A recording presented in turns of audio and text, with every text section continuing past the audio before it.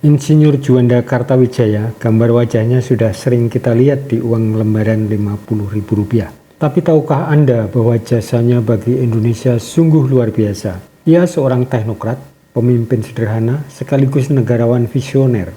Ia memikirkan bangsa bukan untuk hari ini, tetapi untuk generasi yang akan datang.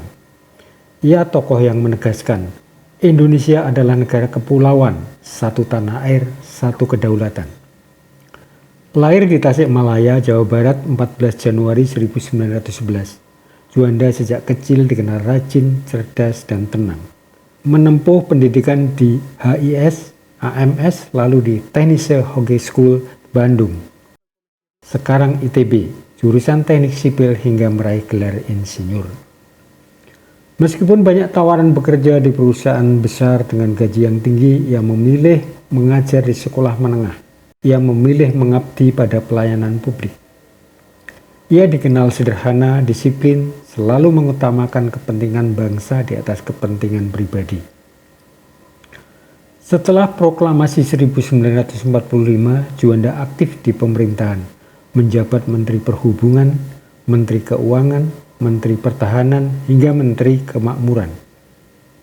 Hampir semua kabinet pasca kemerdekaan melibatkan dirinya, karena keahlian teknis, integritas, dan visinya yang jauh ke depan. Ia bukan politisi partai, ia seorang teknokrat yang bekerja dengan logika dan dedikasi. Kesederhanaannya terlihat dari kebiasaannya sering naik sepeda ke kantor. Ia menolak fasilitas mewah, menolak protokol berlebihan, lebih suka bekerja di lapangan daripada di kantor mewah. Deklarasi Juanda 13 Desember 1957 adalah jasa terbesarnya. Menurut hukum laut internasional, teritorial hanya sejauh 3 mil dari garis pantai setiap pulau. Akibatnya antar pulau terpisah-pisah. Di antara pulau ada lautan internasional. Bayangkan betapa berat dan mahalnya mengamankan wilayah Indonesia yang demikian luas dengan pulau 17.000. Juanda mengambil langkah berani dengan mendeklarasikan laut di sekitar, di antara, dan yang menghubungkan pulau-pulau di Indonesia adalah satu kesatuan wilayah kedaulatan Republik Indonesia. Deklarasi itu tidak serta-merta diakui dunia, butuh diplomasi panjang puluhan tahun. Namun perjuangan tidak sia-sia.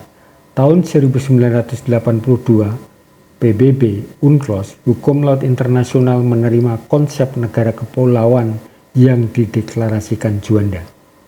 Dengan pengakuan internasional ini yang mengesankan, luas wilayah Indonesia sah bertambah dari 2 juta kilometer persegi menjadi lebih dari 5 juta kilometer persegi. Laut kini bukan lagi pemisah, tetapi pemersatu bangsa, simbol identitas dan kedaulatan. Gagasan Juanda sesungguhnya lahir dari perhatiannya pada rakyat kecil. Mengamankan laut berarti menjaga nelayan, perdagangan, dan persatuan bangsa. Deklarasi ini mengubah cara dunia melihat Indonesia dari sekedar gugusan pulau menjadi negara kepulauan yang utuh. Juanda memiliki hobi membaca, khususnya buku teknik dan manajemen. Sehingga kebijakan yang diambil selalu berbasis pengetahuan dan logika, bukan kepentingan politik.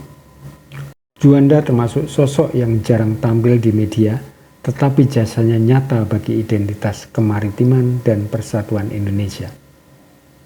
Juanda wafat mendadak pada tanggal 7 November 1963 di usia 52 tahun. Ia dimakamkan di Taman Makam Pahlawan Kalibata. Gelar pahlawan nasional dianugerahkan atas dedikasinya.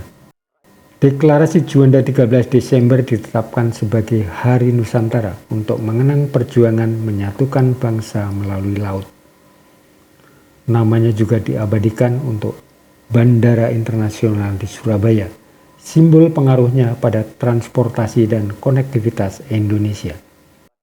Juanda sudah wafat, namun gagasan dan warisannya tetap hidup. Setiap kali kita menyebut Indonesia sebagai negara kepulauan, itu adalah warisan dan buah pikirannya. Insinyur Juanda Kartawijaya, arsitek Nusantara pemersatu Indonesia. Terima kasih sudah menonton video ini, semoga informasi ini bermanfaat. Jangan lupa subscribe, like, komentar, dan share khususnya kepada generasi muda pemilik masa depan bangsa.